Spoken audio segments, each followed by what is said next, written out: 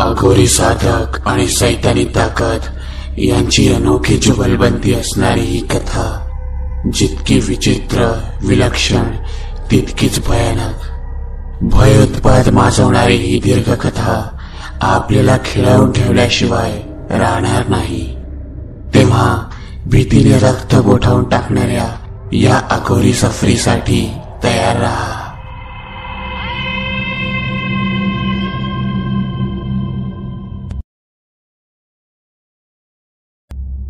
कथेचं नाव आहे अघोरी भाग 13। लेखक दीपक पाटील।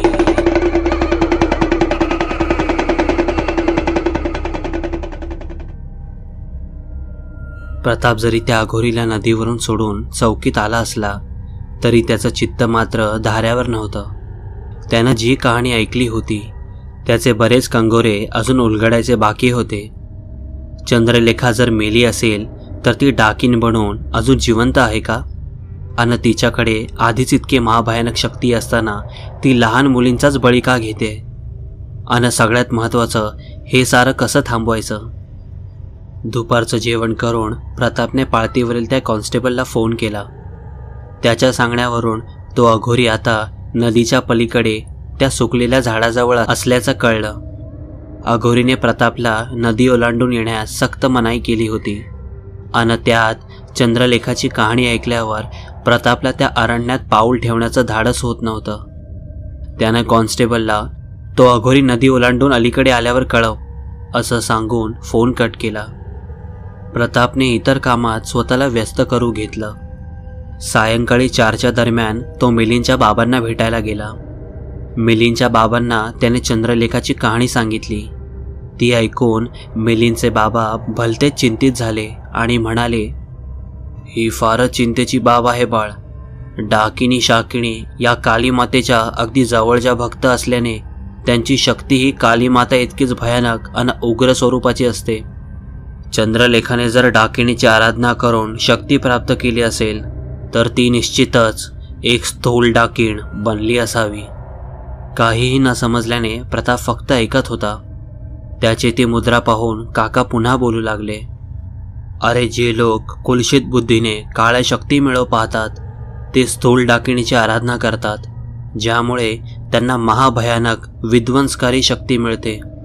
पण ही शक्ती दुधारी तलवारीसारखी असते। कधी कधी ही शक्ती आपल्या साधकाचाच विनाश करते, जे चंद्रलेखाच्या बाबतीत घडलं। आणि सात्विक साधक सूक्ष्म डाकिनीची आराधना करतात, जी शक्ती जनकल्याणासाठी वापरली जाते। डाकिनीची आराधना करणाऱ्या स्त्रीला डाकीण तर पुरुषाला डाक म्हटलं जातं। ते ठीक आहे काका, पण यातून बाहेर कसं पडता येईल? प्रतापने उत्सुकतेने विचारलं। हा मोठा कठीण प्रश्न आहे बाळ, कारण डाकिणी शक्ती ही दैवी शक्तीच्या तुल्यबळ पण विनाशकारी शक्ती आहे। त्यामुळे सिद्ध अघोरी साधूशिवाय यातून कोणीही मार्ग काढू शकणार नाही। हे कुण्या सामान्य माणसाचं अथवा कुण्या मांत्रिकाचं काम नव्हे। यावर काहीसा निराश झालेला प्रताप काकांचा निरोप घेऊन बाहेर पडला। आता 5:30 होऊन गेले होते। त्या कॉन्स्टेबलचा फोन आला नव्हता। याचा अर्थ अघोरी अजूनही त्या अरण्यातच असावा। पण प्रतापला काहीही करून त्या अघोरीला भेटायचं होतं। त्याने गाडी नदीच्या दिशेने जाणाऱ्या रस्त्याला घेतली। पुढील 10 मिनिटात प्रताप घाटाजवळ पोचला। गाडी उभी करून तो पटपट घाटाच्या पायऱ्या उतरू लागला। त्याला पाहून एका पायरीवर बसलेला तो कॉन्स्टेबल चटकन उभा राहिला आणि त्याने सलाम केला। तो अघोरी अजून नदीपलीकडील त्या सुकलेल्या झाडाजवळच बसला आहे, कॉन्स्टेबलने सांगितले। त्याला घरी जायला सांगून प्रताप आता घाटाच्या उरलेल्या पायऱ्या उतरू लागला। घाट उतरून आता तो नदी पात्रातील वाळूवर त्या अघोरीच्या दिशेने पुढे सरकत होता। नदीचे पात्र ओलांडून तो आता चढणीला लागणारच होता। इतक्यात तो अघोरी भयंकर त्वेषाने ओरडला, आलास तसा मागे फिर। तुला बजावलं होतं ना इकडे यायचं नाही म्हणून? चाल मागे फिर। पण बाबा, मला बोलायचं आहे तुमच्याशी, प्रताप विनवणीच्या स्वरात म्हणाला। मी उद्या प्रातःकाळी तुला भेटतो। इथे या शापित अरण्यात पावलंही ठेवू नकोस, जा निघून इथून। म्हणत तो अघोरी त्या सुकलेल्या झाडाकडून आत अरण्यात जाऊ लागला. प्रतापने नाईलाजाने आपला मोर्चा मागे वळवला. अमावस्येला केवळ 10 दिवस उरले होते. मागील काही दिवसात त्या चंद्रलेखाबद्दल मिळालेल्या तुटपुंजा माहिती व्यतिरिक्त काहीही ठोस हाती लागलं नव्हतं. प्रतापसमोर आपल्या भाचीचे प्राण कसे वाचवायचे हा प्रश्न मात्र आवासून तसाच उभा होता. त्यात आजचा दिवसही वाया गेल्याने प्रताप अजूनच नाराज झाला होता. दुसऱ्या दिवशी प्रताप सकाळी लवकर त्या घाटाजवळ पोचला. तो अघोरी घाट संपताच असणाऱ्या नदीपात्रातील वाळूत बसून होता. कोवळ्या उन्हाची तिरीप त्याला आल्हाददायक वाटत असावी. तो शांत चित्ताने त्या अरण्याकडे पाहत बसला होता. प्रताप जाऊन त्याच्या शेजारी बसला. अघोरीने एक वेळ प्रतापकडे पाहिलं आणि पुन्हा आपले डोळे अरण्याकडे वळवून तो बसून राहिला. अघोरी स्वतःहून बोलणार नाही हे जाणून प्रतापने विचारले, बाबा, काल तुम्ही म्हणालात की ती चंद्रलेखा डाकीण बनली, म्हणजे निश्चितच तिच्याकडे महाभयंकर शक्ती असावी. मग असं असताना ती कोवळ्या मुलींची बळी का घेते? अजून काय हवं आहे तिला? लालसा, अशी लालसा जी मरणोपर्यंत शिल्लक आहे. ती वृद्ध चंद्रलेखा त्या महाप्रलयकारी शक्तीचा ताण सहन करू शकली नाही आणि त्यातच तिचा मृत्यू झाला खरा, पण असुरी लालसेमुळे तिचा आत्मा या मोहातून मुक्तच झाला नाही. असुरी शक्ती मिळाल्यानंतर तिला या राज्यावर राज्य करायचे होते, संपत्तीचा आणि सामर्थ्याचा उपभोग घ्यायचा होता, पण तिची ती लालसा तशीच राहिली. आणि त्यामुळेच या अरण्यात भटकणाऱ्या तिच्या आत्म्याने आपल्या असुरी शक्तीने पुनर्च मानवी शरीर मिळवण्याचा प्रयत्न सुरू केले. त्यासाठी त्या आत्म्याला 5 बळीची गरज होती, 5 किशोरवयीन मुलींच्या बळीची. त्या विधिवत बळीनंतर तिला एक किशोरवयीन मानवी देह मिळणार होता आणि म्हणूनच तिच्या मृत्यू पक्षात तिच्या आत्म्याने लगेचच यासाठी प्रयत्न सुरू केले आणि पुढील 4 महिन्यात अमावस्येला तिने बळीही घेतले. पण आधीच बेचिराग झालेल्या गंधार नगरीत तिच्या या मनसुब्याची खबर जनमानसात मिळाली होती. काही सज्जन लोकांनी जाऊन दूर अरण्यात असणाऱ्या पाणिनी ऋषींच्या गुरूंना ऋषी कार्तिक स्वामी यांना पाचारण केले. कार्तिक स्वामींनी आपल्या सर्व शक्तीचा आणि तंत्रशक्तीच्या जोरावर 5वा बळी घेण्याच्या तयारीत असणाऱ्या त्या कपटी चंद्रलेखाला या अरण्यात कैद करून ठेवले. कारण महाप्रयासानेही कार्तिक स्वामींना या असुरी शक्तीला संपवणे शक्य झाले नाही. तिला कैद केले असले तरी ही कैद केवळ 101 वर्षासाठी मर्यादित होती. ऋषी कार्तिक स्वामींनी तिला कैद केले आणि राज्यातील लोकांना 101 वर्षासाठी ही डाकीण कैद आहे असे सांगितले. तसेच त्यांनी आपल्या एका शिष्याला तिला कैद करण्याबद्दल जरुरी असणारी विद्याही शिकवून ठेवली.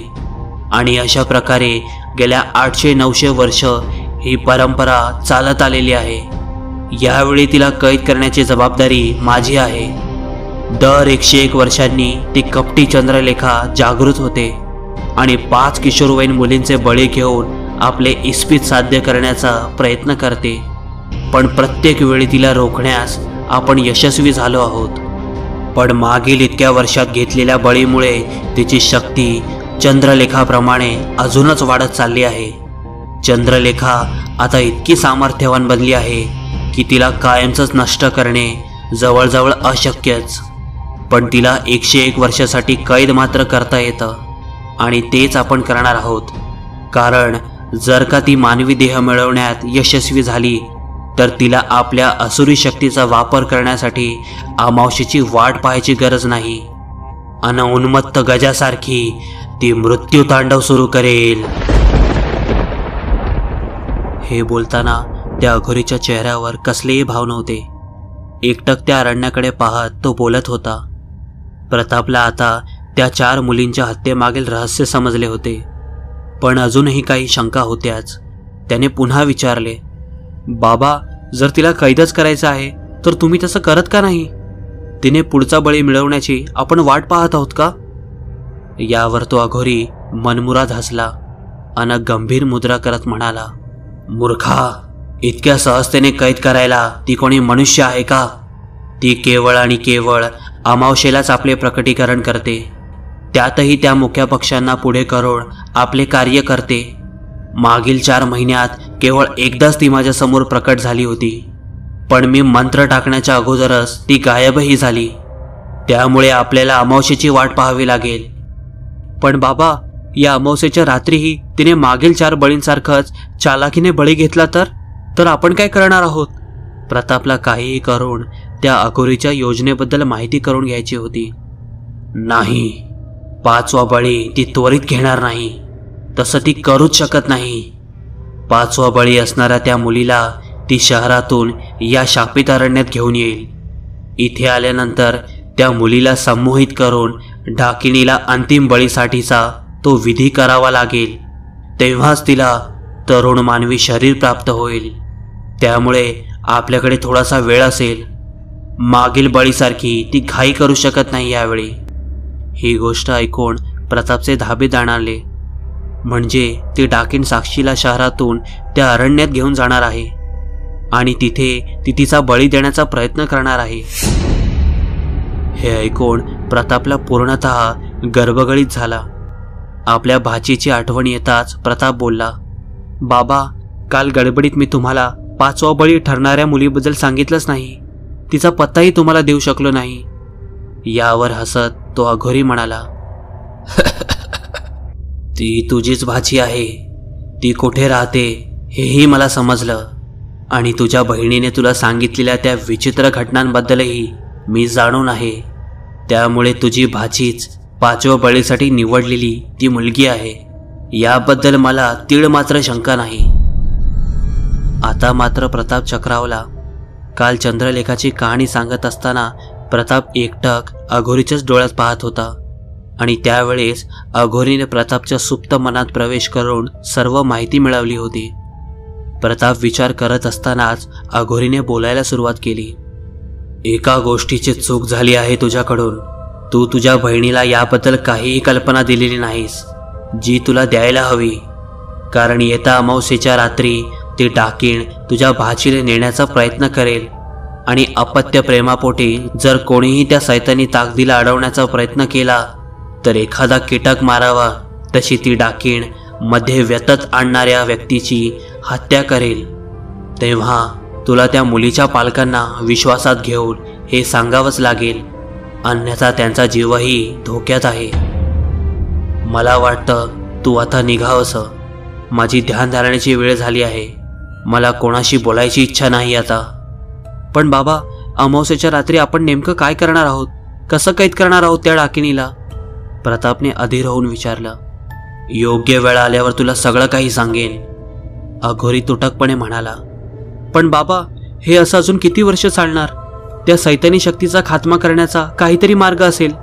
तात्पुरता उपाय करण्यापेक्षा आपण हा प्रश्न कायमचाच निकालात काढायला हवा. प्रताप बोलून गेला. यावर मात्र तो अघोरी चिडला अन म्हणाला, मूर्ख माणसा, तुला जायला सांगितलं ना मी. त्या डाकिणीचं काय करायचंय ते मी पाहून घेतो, तू निघ. म्हणत तो अघोरी उठला आणि नदी पलीकडील त्या सुकलेल्या झाडाच्या दिशेला जाऊ लागला. अघोरीच्या बोलण्यावर प्रताप मागे फिरला आणि घाट चढून तो शहराकडे यायला निघाला. साधनाला आणि सचिनला या विचित्र प्रकाराबद्दल कसं सांगावं हा प्रश्न त्याच्यासमोर उभा होता. आपण सांगून साधना कदाचित ऐकेल, पण सचिन, त्याचा या गोष्टींवर विश्वास बसणार नाही. पण सांगावं तर लागणार होतं. प्रतापने याबाबत मिलिंदच्या बाबांची मदत घेण्याचे ठरवले. तो थेट मिलिंदच्या घरी जायला निघाला.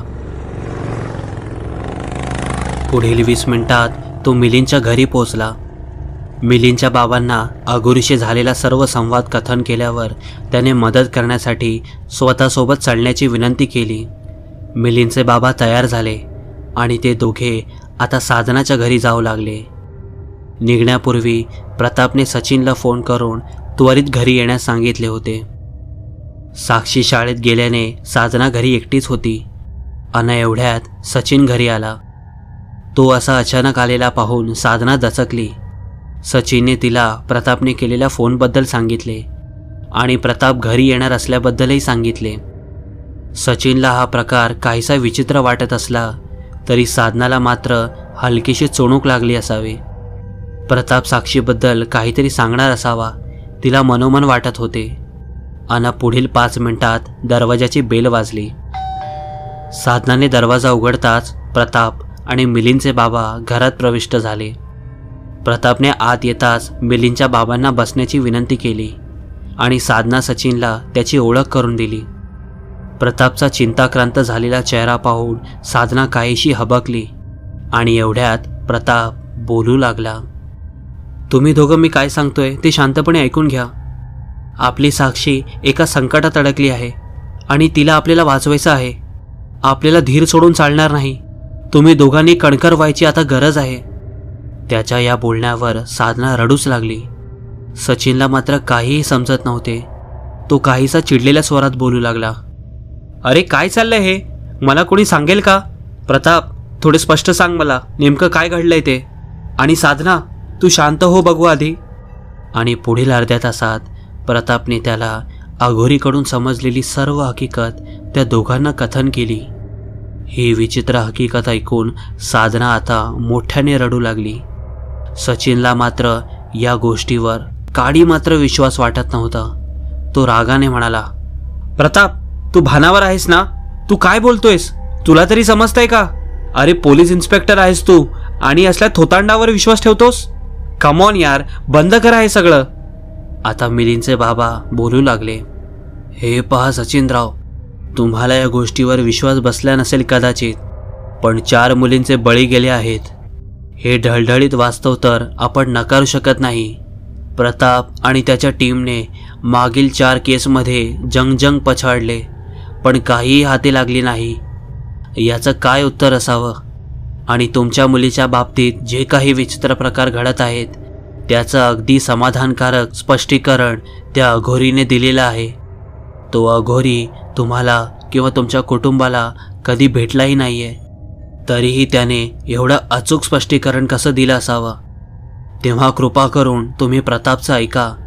अमावस्येला आता थोडेच दिवस शिल्लक आहेत. आपल्याला कणखर होऊन आपल्या मुलीला वाचवावं लागेल. तुम्हाला विश्वास असो वा नसो, जे विधिलिखित आहे ते घडणारच. सचिनला साक्षीच्या बाबतीत घडलेल्या सर्वच विचित्र घटनांबाबत कल्पना नसावी.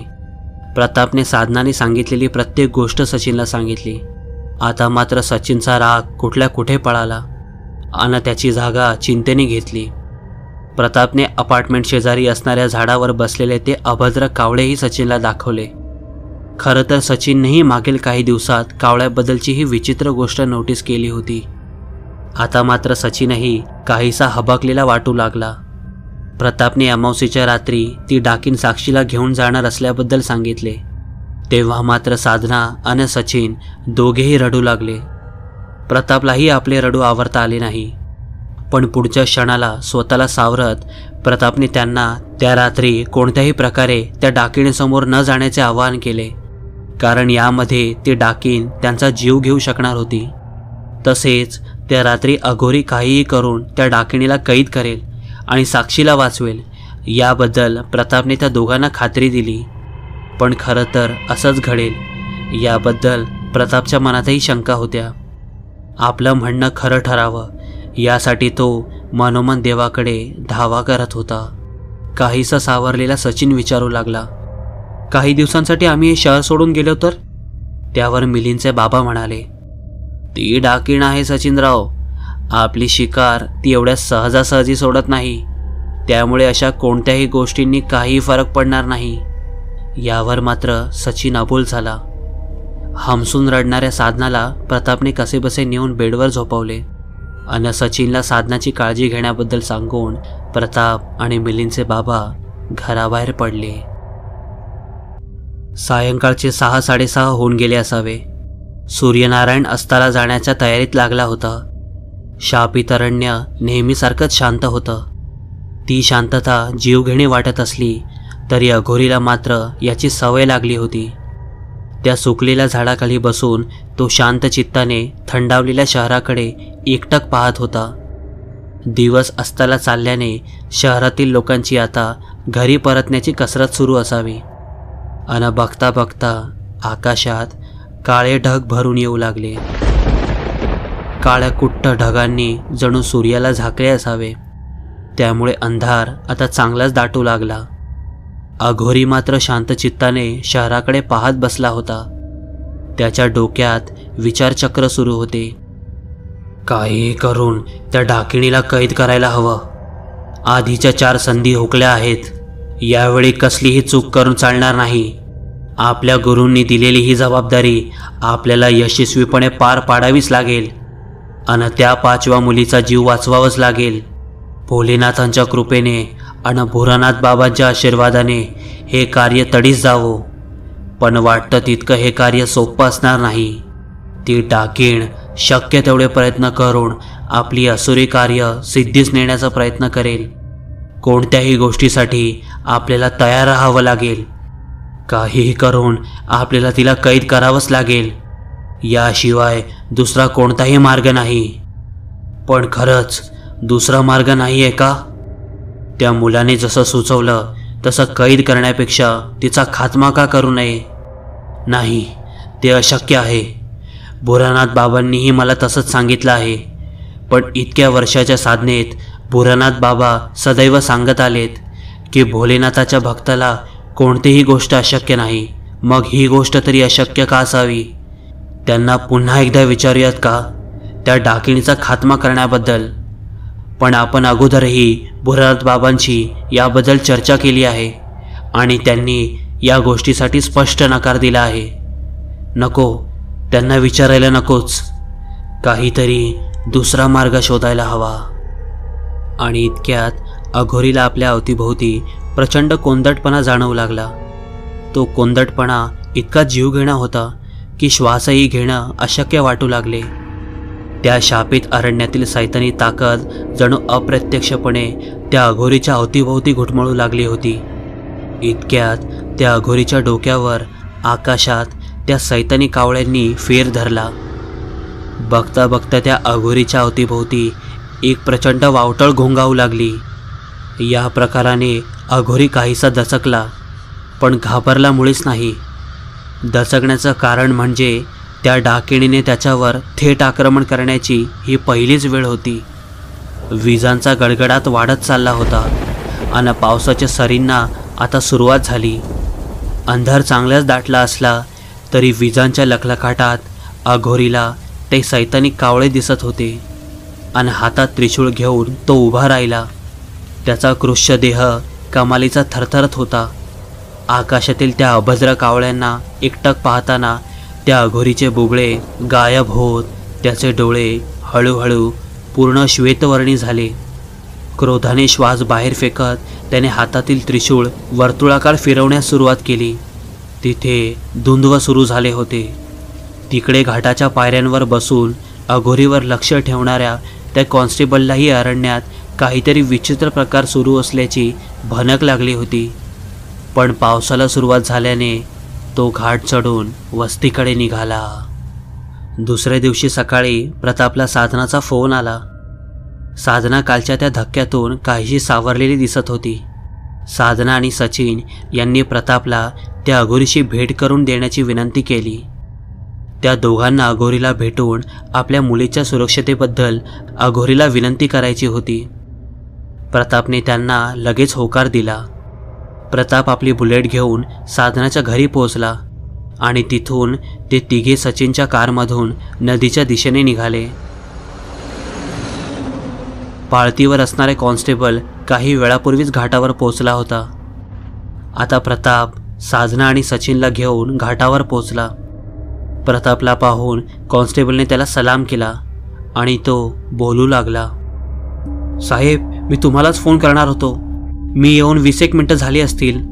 आल्यापासून त्या अघोरीला शोधतोय, पण तो कुठेही दिसत नाहीये. नदी पलीकडे दिसत नाहीये.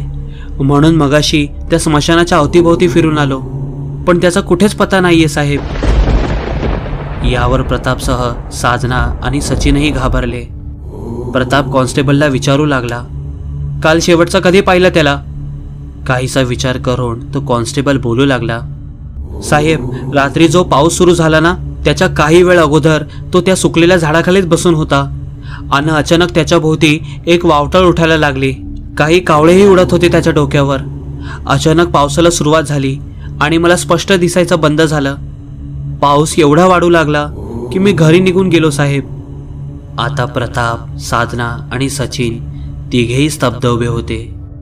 अमावशेला आता केवळ 9 दिवस उरले होते. अनाघोरी जणू गायब झाला होता. मित्रांनो, या अघोरी सिरीजचे आता 13 भाग पूर्ण झाले आहेत. शेवटचे 2 भाग उरले आहेत. तुम्हाला ही अघोरी कथा कशी वाटते हे कमेंट करून नक्की सांगा. लवकरच मी तुमच्यासमोर अघोरीचे 2ही भाग घेऊन येईन. तोपर्यंत काळजी घ्या.